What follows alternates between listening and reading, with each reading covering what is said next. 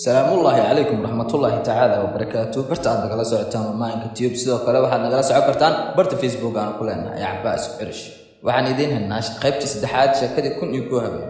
waxa ay noo mareysay markii uu yiri waxaan ka cabsanayaa inay kugu dhacdo wixii ku dhacay wixii dibigii iyo dameer oo ninka beeralayda lahaa markaas ayay tiri maxaa ku dhacay abo. waa qaybta saddexaad.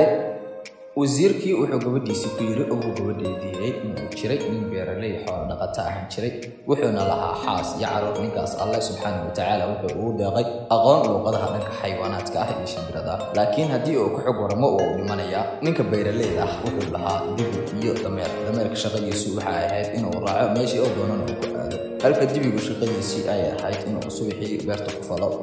maalintii dambe ayaa dibigii u yimid dameerkii oo iska fadhiya caws iyo biyana ag yaalaan wuxuuna yiri way ku dhacday adiga anigana waan gaaray tacbaan ayaan si beerlay u falayay laakiin adiga halkan ayaad caws iska rogaysaa shaqo badanna ma qabatid. markaas ayuu yiri dameerkii talo aniga ayaa ku haya biri markii lagu yimaado oo xarigga iyo tiirka yaambada beerta lagu falayo lagu xiro iska fariiso ani istaagay xitaa hadday ku garaacaan haddii aad kacdana marka la fariiso markaas ay dareemayaan inay dabadari waydo waxayna ku keeni doonaan bal iyo caws si aad xog u yeelato ee ha cuni. sidaas ayaa shaqada badan kaga nasan kartaa. ninkii beeralayda ahaa ayaa sheekadii maqlay waa uu la yaabay. subaxii ku xigay markii la gaaray ayuu dibigii diiday inuu kaco si kasta oo la isku dayay waa uu kici diiday. markaas ayuu ninkii beeralayda ahaa yiri dameerka hala wado oo beerta lagu falo. markaas ayaa dameerkii la waday oo maalintii oo dhan beerta lagu falayay.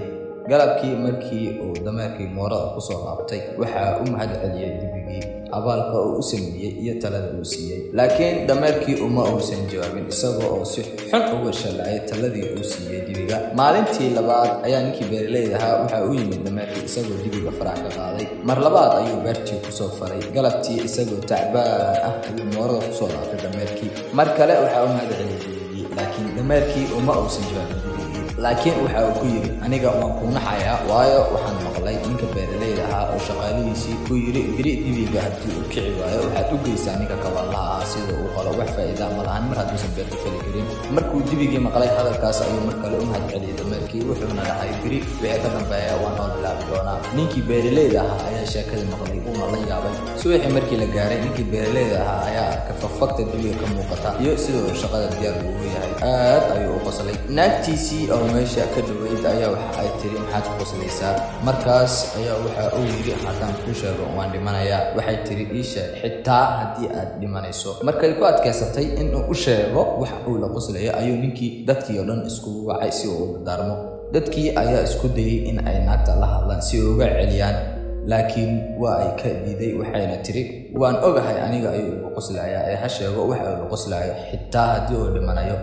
ninkii beeralayda ahaa naagtiisa aad ayuu u jeclaa wuxuuna go'aansaday inuu sheego. wuxuuna aaday gurigiisa si uu laba ragco oo sunno u tukado. isagoo guriga ku dhex jira ayuu wuxuu maqlay eygii guriga u joogay iyo diiq wada sheekaysanaya. markaasuu wuxuu yiri diiqow adiga halkan ayaad iska fadhida oo konton dooro dhexda ugu jirta laakiin saaxiibkeena uu dhima rabaa.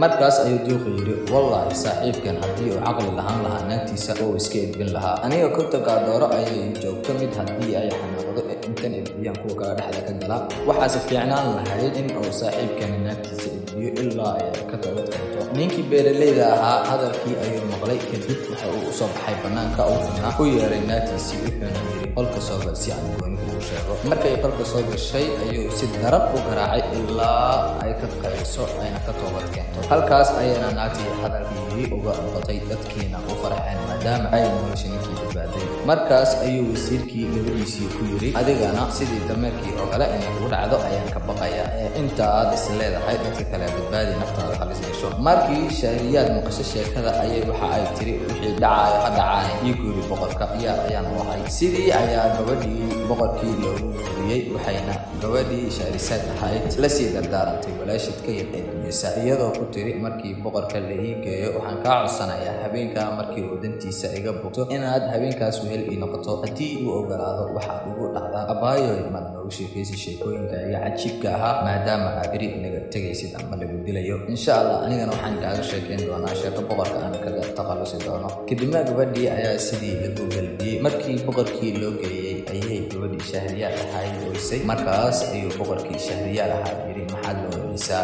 waxay tiri waxaa jirto gabadh walaashay ah oo yar waxaan rabaa inaan soo sameeyo iyo galo markaas ayuu boqorkii u ogolaaday kadibna markii Binisaad u imaaday ayay habsiisay iyadoo sababtinaysa markaas ayay Binisaad tiri abaayo maalin noogu sheekaysi sheekooyinka ay haraasiga ah mid ka mid markaas ayay Shahriyaar tiri waan kaaga sheekeynayaa boqorka ma ogolaado markii boqor Shahriyaar hadalkaas maqlay ayuu yiri sheeg aan maqlay sheekooyinka haraasiga ah mid ka mid ah